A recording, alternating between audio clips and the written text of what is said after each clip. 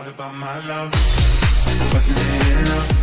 Just let me know so I can hold. I mean, we can kind of give like a soft like record prediction for Penn State right here because they got their schedule up. So they got West Virginia. That's a tough matchup week 1.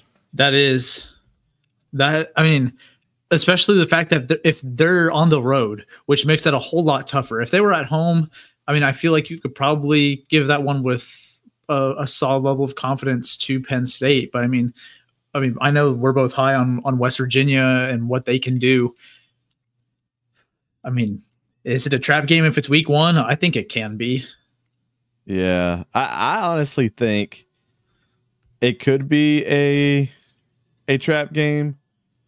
But then also on the other side of that, I do think that West Virginia is better when they're on a winning streak and you're playing them at home than at the beginning of the season. And that's, to me, that's where Penn State has the advantage. They're going to play them at home, and Drew Aller is going to be able to go in there with Julian Fleming and get the job done. And then, I mean, Nick Singleton and Katron Allen, I mean, you still got those guys in a great offensive line up front. I just think I don't even think this game would be close. I mean, we like the Mountaineers, but I think this also makes the Mountaineers pretty scary in the Big 12 too, because they're going to get smacked, I think, their first week. And it's just because you got the third best team outside of Iowa in the Big 10 every single year, and they're coming off feeling very disrespected with a quarterback that's got a full year behind them that's got a lot of promise too. So, you know, that's just unfortunate for them. Now, if you said that this was week 5 or week 6, like right before their bye week, I'd probably be like, oh, damn, you know, Garrett Green and the boys actually are doing well. I mean, everybody knows how I feel about Bowling Green, but that's a loss. That's a loss at Beaver Stadium. Then they get a bye week. And then they go to Kent State. Kent State is booty cheeks. I mean, I think we all know that. So Golden Flashes get a loss. And then Illinois got to go to Beaver Stadium. I like Brett Bielema and everything that he's doing up there, but like Illinois is not there yet. No, what's their quarterback's name? Luke Altmaier. Yeah, Luke Altmaier. He's not that guy. I'm doing a dynasty right now with Illinois, and he is in fact not that guy. The boy's booty cheeks, man. I just got smacked by Penn State earlier this afternoon, actually. Yeah, facts. UCLA, interesting game, but going from California all the way to Pennsylvania, playing in Beaver Stadium. Penn State wins. Yeah, they win that one, and then I guess we're in the circle. So we're saying that they're on a 5-5 winning streak right here, right? Then they got to go to the Coliseum. Now this one's tricky because it depends on how well Miller Moss does, but also you got Jaden Mayava there as well. So yeah, you don't have any bad options at quarterback. I don't know, man. I might give them a loss on this one. I chopped this one up to a loss for Penn State. I have them at 5-1 or 5-1 so far. So 5-1. Yeah. Then they got to go to Camp Randall and play Wisconsin, but I still don't think. I don't think Wisconsin's there. Luke Fickell's a good coach. I don't think he's there yet. I don't think Luke Fickell moves the needle for them, man. I got to keep the same energy I kept for Coach Prime. Like I mean, think about it, Khalid. Their whole thing with oh my God, I'm so bad with names sometimes. Who's the coach? Paul Christ. Yeah. Was like, they run the ball. They run the ball, and they did play it well. pretty good defense. Like that's just what they do. So you got to take that, like a lot of those kids that got recruited there that haven't hit the portal are coming into that mindset. Luke Fickell plays a totally different type of ball. And now you're just trying to change that whole culture of what Wisconsin has been doing for 30 plus years at this point. It's going to take a lot of time for him That's to. not what Luke Fickell trying to do with passing offense. That's not what. Yeah, it's crazy. It's not what they're known for. That's like Baltimore and the Steelers not having good defenses. We just never, we've never seen it. Yeah, we don't know what that looks like. It's something that's been like associated with that team for so long, that program. And for him to go in there and have a complete 180 in terms of scheme, which is tied to culture and what kind of players you bring in, what kind of players you're looking for. I mean, he's rebranding Wisconsin football.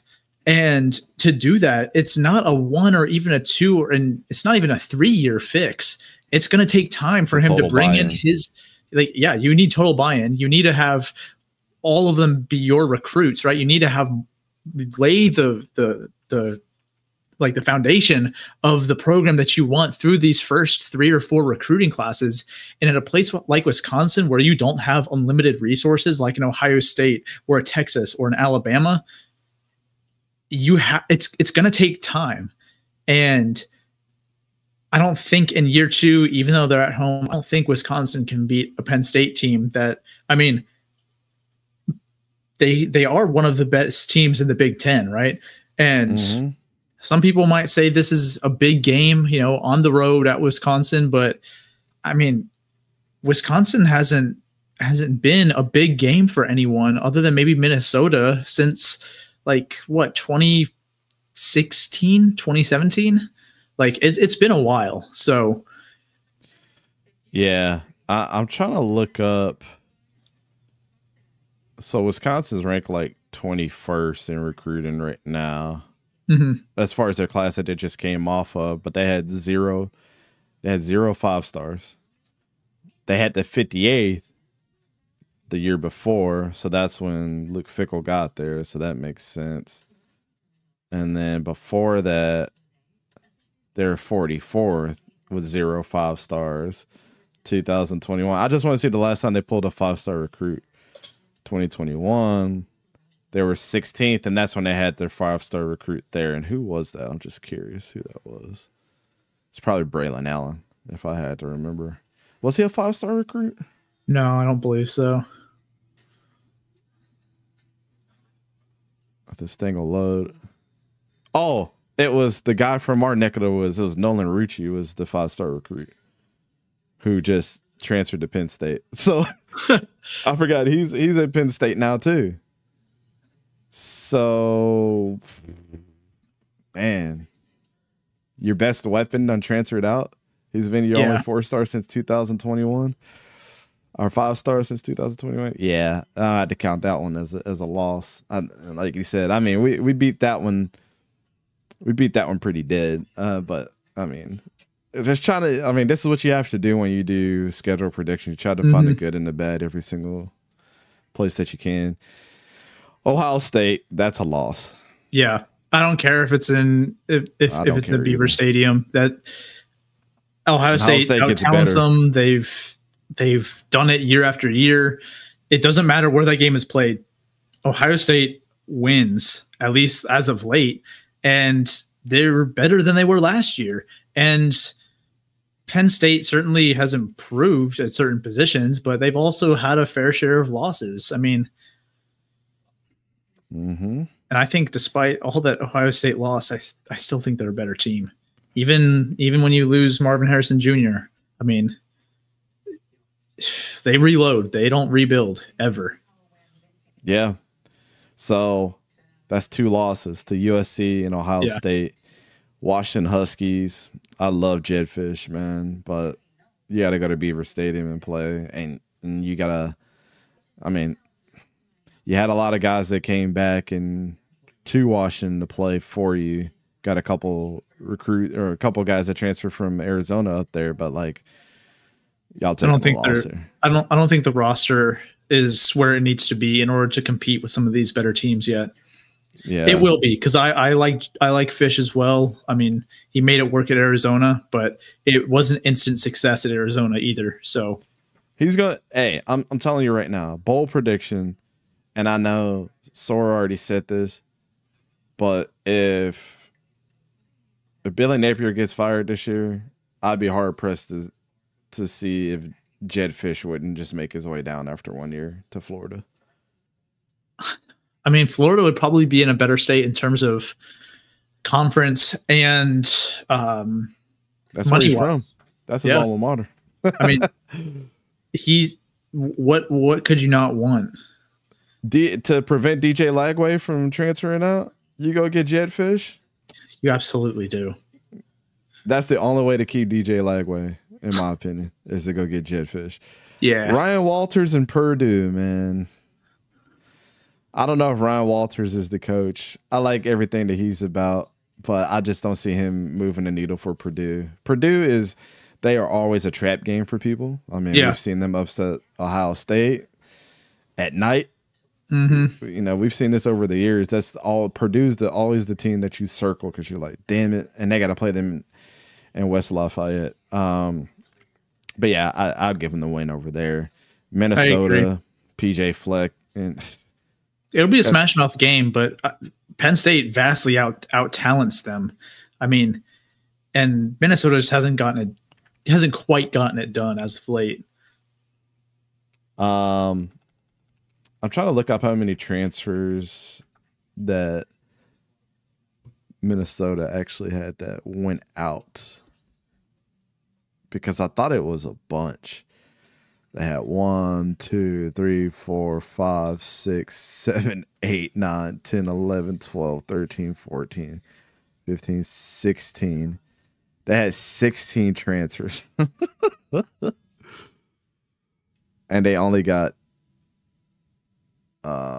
17, 18 transfers. So they had 18 guys transfer out from Minnesota. Jesus. Which is a lot considering they didn't have a coach transition. If your coach leaves, that's understandable, right? That's just kind of the reality of college football. When you still have the same coach, that's a lot. That's a worrying figure. Depression. Yeah. So yeah, I mean, we'll give them a win there, and then the Maryland Terrapins, they always play people hard, but they don't have Talia Tagovailoa on that team right now. No, and even with Mike Locksley, in my opinion, on the hot seat, I don't think that Maryland's gonna get a signature win like that. Yeah, which puts Penn State at another 10-2 season if we chop that one right there up to a loss for Maryland. The 10-2 curse for. Now, granted, that's probably going to get them into the 12-team playoff, right? Which, you know, at least they're in a position to have a chance to move on. But because the two teams that they lose against are most likely going to be in the playoff. Yep. USC and Ohio State. Well, you could definitely say Ohio State's going to get there. Right. I mean, those are the two teams I had in my Big Ten championship game. Like, I know that obviously USC is more of a hot take, but either way you look at it, I mean, Penn State, they're two quality losses. And, you know, that's a sign of good things to come. It's just, all right, who do you play in the first round of the playoffs? Are you at home or are you on the road? And can James Franklin get a big win, you know, under his belt? Because it's been a hot minute since he's gotten one of them. I would love to see either, if I was a schedule maker, to swap Wisconsin for West Virginia for that first week, or Washington or West Virginia, because I want to see Penn State play West Virginia late in the season, and Morgantown. And if that's interesting, because then, I mean, if you replace Wisconsin or Washington, you're suddenly playing West Virginia and Ohio State in back-to-back weeks, which that's a tall task, even if you play Ohio State at home. I mean, West Virginia is a solid team. I mean, Jaheim White in the backfield, Garrett Green. I mean, not to mention it's a good atmosphere out there. Like, I know people are like, what, Morgantown, West Virginia? Like, what could possibly be out there? But come on, like, everybody that I either played football with or against or went to school with went to West Virginia. I don't know why. We were just, we always said you go to West Virginia when you're not smart enough to get into University of Maryland. That's what we always used to say. Like, you know, that was always the standing joke in school, was like, you know, that's why do so many of us go to West Virginia? I didn't go to West Virginia, but I know a lot of people that did. So, and then Tavon Austin, which we won't talk about that.